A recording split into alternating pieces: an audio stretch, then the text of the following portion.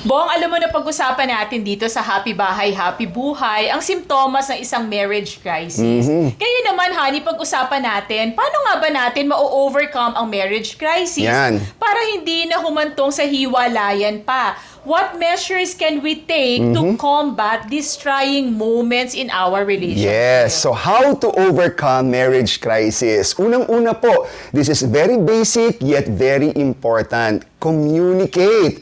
Mag-usap, honey. Minsan ito, napaka-basic, pero minsan, Nakakalimutan, guilty ang mag-asawa, hindi ba? Alam po ninyo, all healthy and happy marriages keep their open lines communication o dapat bukas ang kanilang pag-uusap.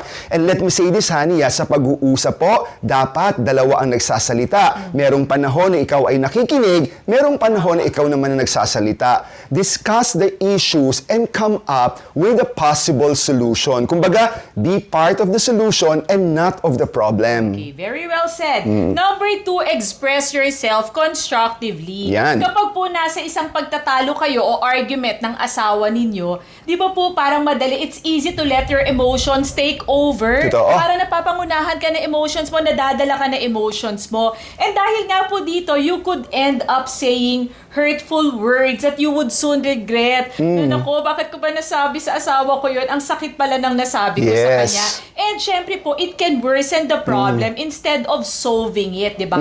Kaya ho kapag nasa pag-aaway kayo, dapat ho stick to what is being discussed. Huwag na pong magbalik pa ng mga nakaraang issues, di ba? Yes. At dapat po talagang concentrated kayo kung ano yung topic, yun lang po yung pag-usapan ninyo. Isa pa, honey, no, kapag nakapagbitaw ka ng salita na hindi maganda, later on, bothered na bothered ka, di ba? Minsan, iniisip mo, bakit ba ako nakapagsalita ng ganun sa aking asawa? So, nagsisisi ka, but wala na, too late already. Sabi Oo. kanina, I like what you said. What's the point of winning the argument? Nanalo ka nga. Pero at the end, hindi naman victorious yung feeling mo dahil nasaktan mo yung asawa mo. Number 3, be compassionate and acknowledge the feelings of your spouse. Yung pagiging compassionate natin, honey, dapat lagi natin sinasaalang-alang yung saloobin ng ating asawa. Huwag po natin siyang i-shut off right away. Minsan kasi, nagsasalita pa lang, biglang nagbabat-in ka na, hindi ba?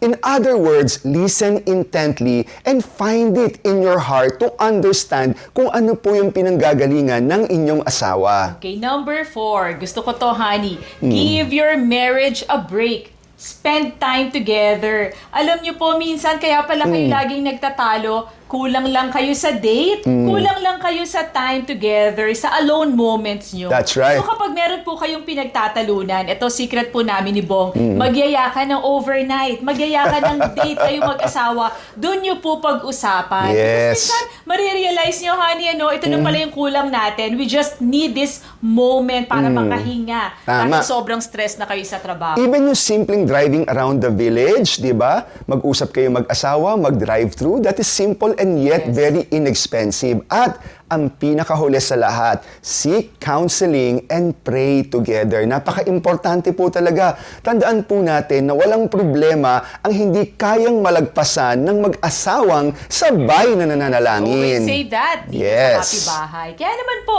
make it your goal to be faithful to each other and to honor your marriage covenant.